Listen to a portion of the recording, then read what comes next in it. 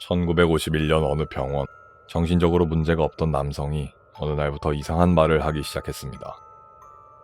본인 머릿속에 누군가 들어와 있는 것 같다고 말이죠. 의사들은 그를 정신병자로 판정했습니다. 하지만 몇 년이 지난 후 그 남자가 실험 대상자였다는 사실이 드러납니다.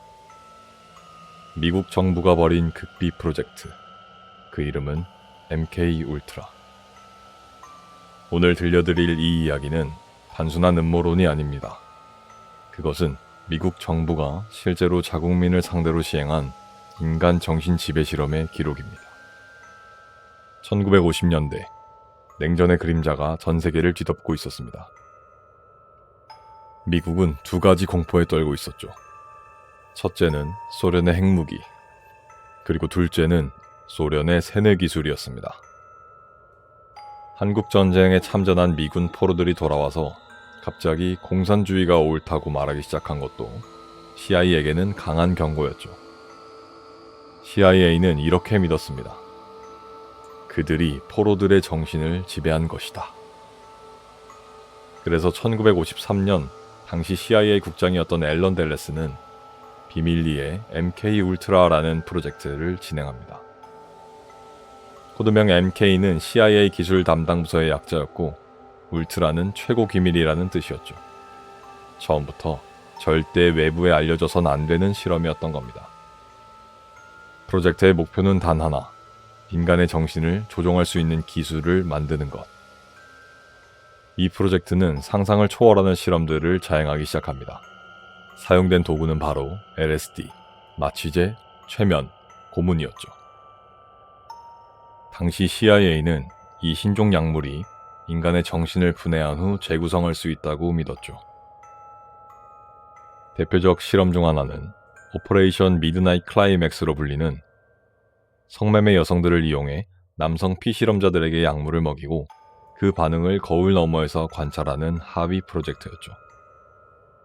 뿐만 아니라 174일 동안 피실험자들에게 매일같이 LSD를 투여하거나 피실험자가 모르는 사이에 커피에 약물을 첨가하는 등의 다양한 방식의 실험이 진행되었습니다.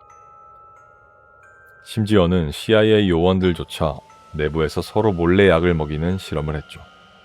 그 과정에서 생화학 무기를 연구하던 프랭크 올슨 박사는 LSD를 몰래 투여받은 뒤 극심한 정신착란을 겪었고 며칠 후 뉴욕 호텔에서 투신 사망합니다. 정부는 이를 자살이라고 주장했지만 가족들은 살해당했다고 믿고 있습니다. 1994년 유해를 재검시한 결과 두개골에 강한 충격의 흔적이 발견됩니다. 낙하로 인한 충격이 아닌 누군가가 때린 흔적이었죠. 하지만 LSD는 시작에 불과했습니다. 어떤 피실험자는 완전히 밀폐된 공간에 갇혔습니다. 소리도 빛도 접촉조차 없는 방에서 수일간 버티게 한 거죠.